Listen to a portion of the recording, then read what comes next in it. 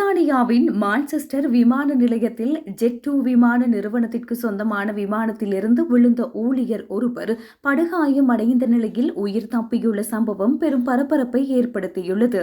கடந்த சனிக்கிழமை காலை சுமார் 8:05 மணியளவில் டெனரிஃப் நோக்கி புறப்பட தயாராகவிருந்த விமானம் ஒன்றிலேயே இந்த அனர்த்தம் நேர்ந்துள்ளது.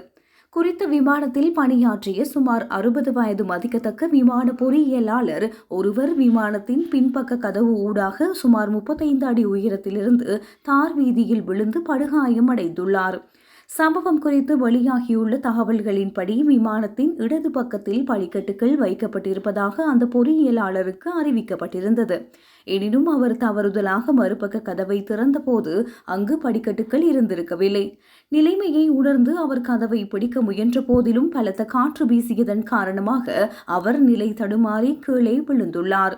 விழுந்த வேகத்தில் ஏற்பட்ட அதிர்ச்சியை குறைப்பதற்காக அவர் தனது முழங்கால்கள் மற்றும் கைகளை நீட்டியிருந்தமையே அவருக்கு பாரிய காயங்கள் ஏற்பட காரணமாகியுள்ளது. இந்த கோர விபத்தில் அவரது இரு கால்களிலும் எலும்பு முறிவுகள் ஏற்பட்டுள்ளதோடு முழங்கைகள் மற்றும் கண் பகுதிகளிலும் பலத்த காயங்கள் ஏற்பட்டுள்ளன. அத்துடன் அவரது மூளையில் வீக்கம் ஏற்பட்டுள்ளதாக மருத்துவ அறிக்கைகள் தெரிவிக்கின்றன. தற்போது அவர் மான்செஸ்டர் ராயல் வைத்தியசாலையில் அனுமதிக்கப்பட்டு அவருக்கு அவசர சத்திர சிகிச்சைகள் மேற்கொள்ளப்பட்டு வருகின்றன.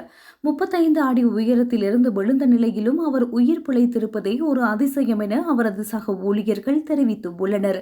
சம்பவம் குறித்து கருத்து வெளியிட்டுள்ள ஜெட்2 விமான நிறுவனம் இது தொடர்பாக முழுமையான விசாரணைகள் ஆரம்பிக்கப்பட்டுள்ளதாக தெரிவித்துள்ளது.